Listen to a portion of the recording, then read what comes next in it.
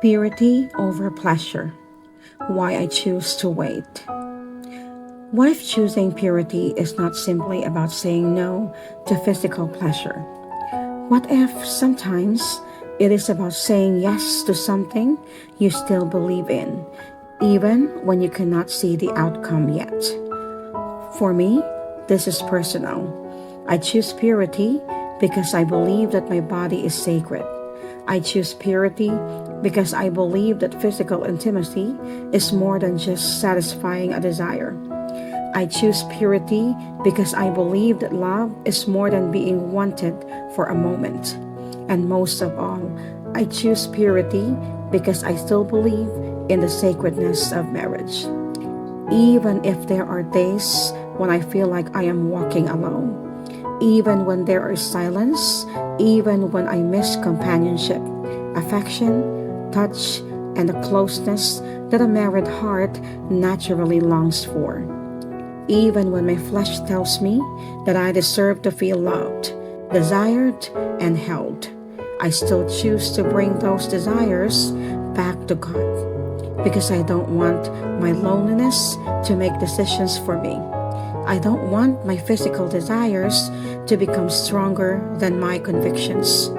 I don't want a temporary moment of pleasure to make me compromise something I have chosen to honor before God. I choose purity because I believe my marriage is worth honoring, even in a season when I feel like I am carrying that belief alone. This does not mean I don't have desires. I do. I am human. I am a woman. I can miss intimacy. I can long for affection. I can crave physical closeness. There are moments when it is so difficult, but I'm learning that having a desire does not mean I have to obey that desire. I can feel the longing and still surrender it. I can feel lonely and still remain faithful to what I believe. I can miss being held and still choose not to seek temporary comfort in someone else's arms. I can desire physical intimacy and still say, Lord, I will wait for what is right rather than settle for what is available. Why? Because I believe that my body is not something I should give simply because my heart is lonely. My sexuality is not something I should use to silence pain. My physical desire is not something that should determine my choices. And my loneliness does not cancel my covenant. I am choosing purity because I believe love is worth protecting. I am choosing purity because I believe marriage is worth honoring. I am choosing purity because I believe God sees the faithfulness that nobody else sees. And maybe that is one of the hardest parts of walking with God. Sometimes you have to remain faithful to what you believe, even when you cannot see what God is going to do with it. I don't know what tomorrow holds. I don't know how my story will unfold, but I know what I can choose today. Today I can choose God. Today I can choose purity. Today I can choose faithfulness. Today I can choose not to let temporary pleasure become the answer to a permanent longing in my heart. Because perhaps what I am really longing for is not simply physical pleasure.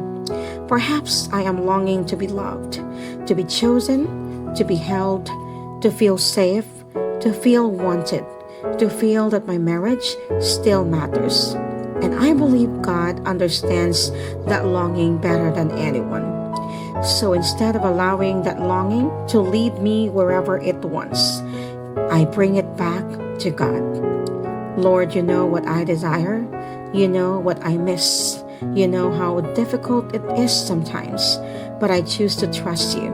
I choose to honor you, and I choose to honor the covenant I believe in. That is why I choose purity. Not because I'm stronger than everyone else, not because I don't struggle, not because I don't have physical desires, but because I believe something is more valuable than temporary pleasure. I believe in God's design for love. I believe in the sacredness of marriage. I believe that my choices today matter. And I believe that even when I feel like I'm walking alone, I am never truly walking alone because God is walking with me. Blessed are the clean of heart, for they will see God. Matthew chapter 5 verse 8. Maybe purity is not about proving that we don't have desires. Maybe purity is about showing God that our desires do not own us. We can desire and still surrender. We can miss someone and still remain faithful. We can be lonely and still choose holiness. We can walk alone for a season and still believe in the covenant we once promised before God. And if someday God writes a different chapter, I will let Him write it. But I don't want to make permanent decisions from temporary loneliness. For today, I choose God. For today, I choose purity.